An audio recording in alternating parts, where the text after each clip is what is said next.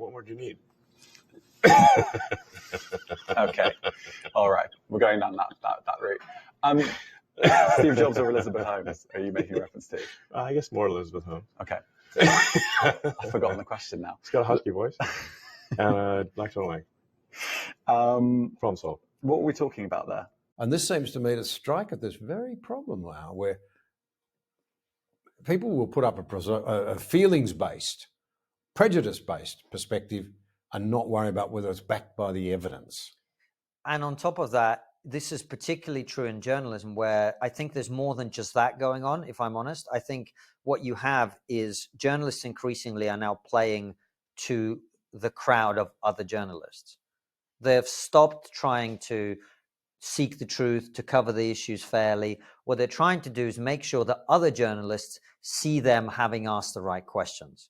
And so if you're interviewing Elon Musk, and you are the tech editor of the BBC, Okay. you have All to right. be seen to challenge him, because in the BBC's conception, Elon Musk is this evil right-wing billionaire who's ruined Twitter. And so you have to ask that question. And the other thing is, it shows you how terrible they have become at their jobs. Do you know the worst thing about that interview isn't even what you've just raised. What happened was the guy ran out of questions.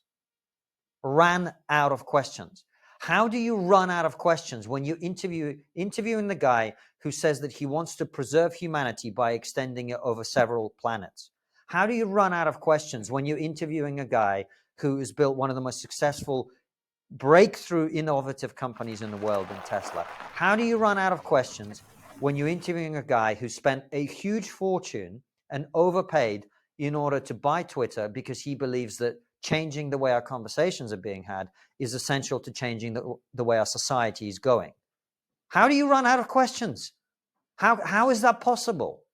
That is a dereliction of duty.